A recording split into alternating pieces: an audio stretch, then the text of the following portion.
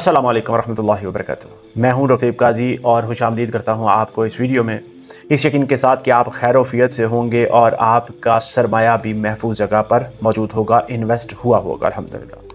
आज हम एक बहुत अहम सवाल के ऊपर बात करना चाह रहे हैं जो कि दुनिया के हर सरमायाकार, हर नौजवान और हर तजस्सुस रखने वाले शख्स के ज़हन में मौजूद है।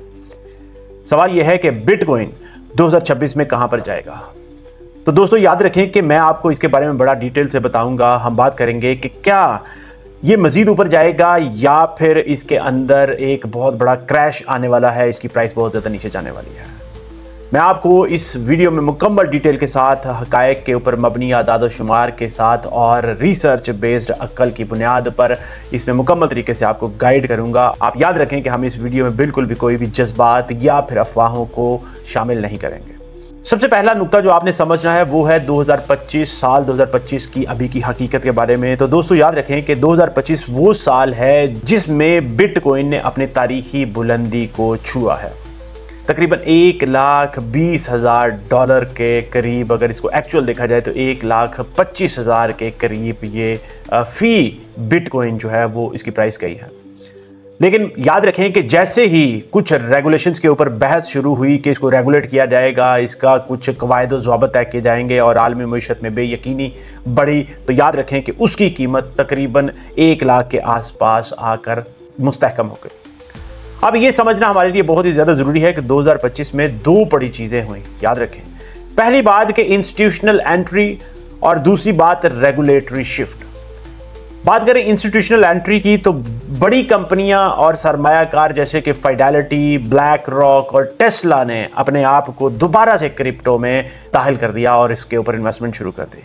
दूसरी साइड पे रेगुलेटरी शिफ्ट की बात करें तो अमेरिका, यूरोप और जापान जैसे डेवलप्ड मुल्कों ने क्रिप्टो कवानीन को वाज़े कर दिया और वाज़े कवानीन उन्होंने पैदा कर दिया। यानी कि बिटकॉइन अब अंडरग्राउंड एसेट बिल्कुल भी नहीं रहा, बल्कि एक अल्टरनेटिव एसेट बन गया, जिसकी वजह से इसको और मजबूती मिली। बात करें दूसरे नुक्ते की। अब दूसरा नुक्ता हमारे लिए समझना बहुत ज़्यादा ज़रूरी है कि 2026 में मार्केट का मिजाज क्या होगा। मैं आपको ये बताता चलूँ कि उसमें क्या रुझानात हो सकते हैं।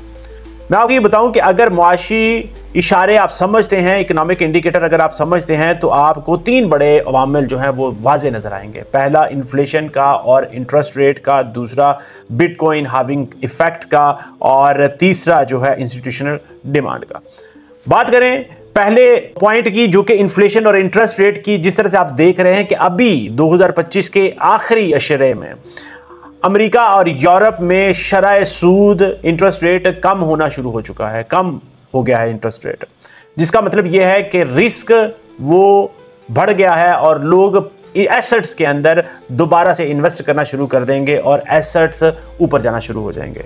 याद रखें कि जिस तरह से मैं आपको 12 बता चुका हूं कि जब सूद में कमी होती है, इंटरेस्ट रेट कम होता है, तो सरमायाकार ग्रोथ एसेट्स जो सेफ हेवन होती हैं उनके अंदर अपने पैसे को इन्वेस्ट करना शुरू कर देते हैं, उसकी तरफ रवाना हो जाते हैं। जैसे कि स्टॉक्स हो गए, बिटकॉइन हो गया, सोना हो गया, सिल्वर हो गया, मेटल्स के ऊपर जो इस तरह के जो होते हैं ना, उनके फिजिकल, उनके ऊपर इन्वेस्ट करना शुरू कर देते हैं। अब हम बात करते हैं दूसरे पॉइंट की जो कि है सप्लाई शॉक की, बिटकॉइन हाविंग इफेक्ट की। तो दोस्तों याद रखें कि बिटकॉइन की हाविंग अप्रैल 2024 में हो चुकी है।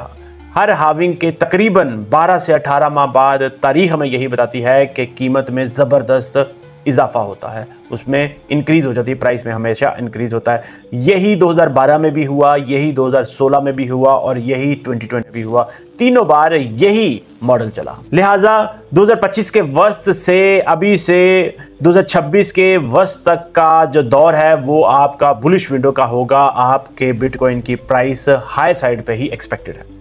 अब बात कर लेते हैं इंस्टीट्यूशनल डिमांड की। तो याद रखें 2025 में बिटकॉइन ETF ने तकरीबन 25 मिलियन का इनफ्लो देखा, इनमें इतना पैसा इंजेक्ट हुआ। अगर यही रफ्तार याद रखें कि बरकरार रही तो 2026 में डिमांड सप्लाई से बहुत आगे निकल सकती है, जिससे कीमत आपको, मैं ये प्रेडिक्शन कर रहा हूँ, $1,50,000 से तकरीबन $1,80,000 तक जाना पॉसिबल है, मुमकिन है इस चीज़। तीसरा नुक्ता बहुत ही ज़्यादा अहम है, वो भी समझना हमें ज़रूरी है कि खतरात की हम बात करेंगे। याद रखें कि हमेशा हर चीज़ के नेगेटिव एस्पेक्ट्स भी होते हैं, सिर्फ पॉजिटिव नहीं होते। तो इसलिए दोस्तों आपने ये जरूर समझना है कि सिर्फ खुशफहमी नहीं बल्कि खतरात के ऊपर भी फोकस करना बहुत ही ज़्यादा ज़रूरी होता है। पहला रिस्क जो है वो रेगुलेटरी रिस्क है। अगर अमेरिका या चीन नई पाबंदियां लगाते हैं तो मार्केट दबाव में आ सकती है, ये आपने याद रखना है। दूसरा risk energy consumption debate, mining की तवानाई जिस तरह से आप जानते हैं कि खपत पर दबाव बढ़ सकता है, और ख़ास तौर पर क्लाइमेट पॉलिसीज़ जो हैं उनके तहत तो इसके ऊपर बड़ा ज़्यादा इफेक्ट हो सकता है, इसलिए ये भी इसके ऊपर इफेक्ट कर सकता है। तीसरा आल्ट कॉइन डिस्ट्रप्शन। याद रखें कि अगर नई क्रिप्टो टेक्नोलॉजीज़ जैसे कि AI कॉइन्स और CBDs या कोई दूसरी टेक्नोलॉजीज़ तेज़ी से आ जाती हैं तो याद रखें कि इससे भी बिटकॉइन का मार्केट शेयर कम हो सकता है। लेकिन मैं आपको ये बताता रहूं जो कि आपने बहुत ज़्यादा फोकस के साथ और अपने दिलो दिमाग को खोल के याद रखना है कि बिटकॉइन का जो ब्रांड वैल्यू है, जो इसकी रेपुटेशन है, जो इसका इमेज है मैस में, आवाम में, इसका किसी और क्रिप्टो के पास मुकाबला ही नहीं है, इसलिए इसकी अपनी एक सेपरेट आइडेंटिटी है। याद रखें कि ये दूसरा डिजिटल गोल्ड बन चुका है और इदारे अब इसके ऊपर भरोसा करते हैं। चौथा नुकता जो आपने समझना है वो है मैस एक्सेप्टेंस, अडॉप्शन। याद रखें दोस्तों कि अब बिटकॉइन सिर्फ सरमायाकारी नहीं रहा बल्कि एल सल्वाडोर ने इसे पहले ही कानूनी करेंसी बना दिया हुआ है। जापान और सिंगापुर में बड़े बैंक क्रिप्टो कस्टडी सर्विस अभी दे रहे हैं। पेपाल और वीज़ा ने बिटकॉइन पेमेंट्स को इंटीग्रेट कर दिया है। यानी अब बिटकॉइन सिर्फ और सिर्फ एक टेक गीक का खेल बिल्कुल भी नहीं रहा कि ये कोई टेक्नोलॉजी से, जो टेक्नोलॉजी का बंदा है सिर्फ उसी का, कोई अब ये नहीं रहा कि जो टेक्नोलॉजी से रिलेटेड बंदा सिर्फ उसकी है। याद रखें कि ये अब एक ग्लोबल पेमेंट इकोसिस्टम का हिस्सा बन चुका है। अब बात करते हैं पांचवें नुक्ते की जो कि बहुत ही ज़्यादा ज़रूरी है, जिसके ऊपर बात है कि आगे होगा क्या 2026 में। तो अब उस सवाल के ऊपर बात करते हैं जो अक्सर लोग पूछते हैं मुझसे कि डॉक्टर साहब आपका अंदाज़ा क्या है बिटकॉइन के बारे में 2026 के बारे में। तो मैं आपको ये देखें, हमेशा से यही कहता हूँ कि मैं प्रेडिक्शन को हमेशा प्रोबेबिलिटी के साथ देखता हूँ। याद रखें कि अगर आलमी मईशत स्टेबल रहती है और कानून साजों ने दबाव इसके ऊपर ना बढ़ाया तो मैं आपको ये बताता चलूं कि 2026 के साल में और इसके आखिर तक बिटकॉइन की मुमकिना जो हद है $1,60,000 से $1,80,000 के दरमियान तक हो सकती है।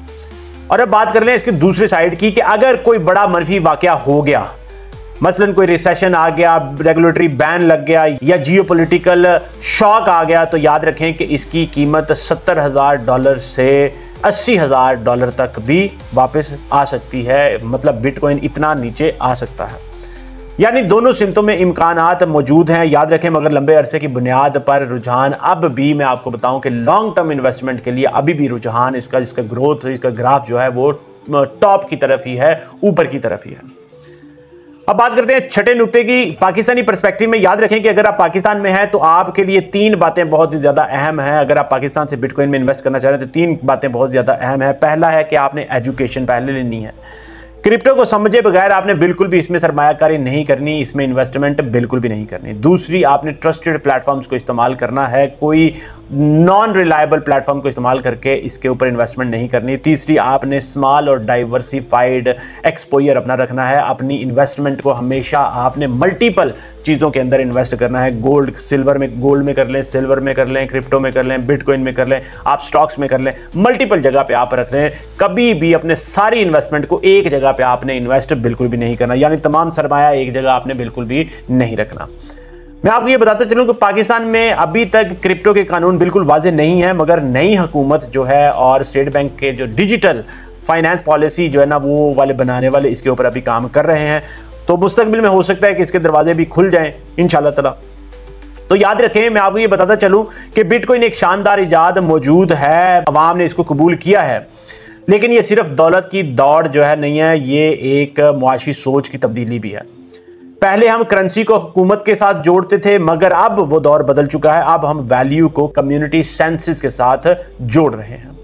याद रखें कि यही वो इनकलाब है जो शायद 2025 से शुरू होने वाला 2026 में दुनिया के माली निज़ाम की बुनियाद बदल देगा।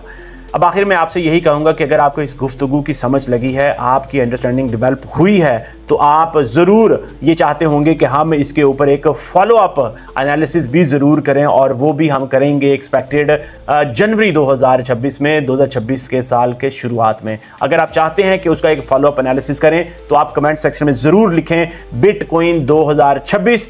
इंशाअल्लाह ताला मैं उसके ऊपर एक फॉलो अप सेशन आपको दूंगा और अभी से और तब तक का एक कंपैरिजन करेंगे इंशाअल्लाह ताला। तब तक आप वीडियो को लाइक शेयर, चैनल को सब्सक्राइब जरूर कर लें और कमेंट में लिखें अगर आपके जहन में कोई कंफ्यूजन, कोई परेशानी, कोई टेंशन है, हम उसके ऊपर भी बात करेंगे इंशाअल्लाह ताला। याद रखें कि इल्म से फैसला हमेशा होता है, जोश से बिल्कुल भी नहीं। इसी यकीन के साथ और इसी मिशन के साथ कि आपके सरमाए को महफूज जगह पर होना चाहिए और इंशाअल्लाह ताला महफूज जगह पर ही होगा। मुझे अपनी दुआ में ज़रूर याद रखें। इजाज़त चाहूँगा। अस्सलामु अलैकुम रहमतुल्लाहि व बरकातुहू।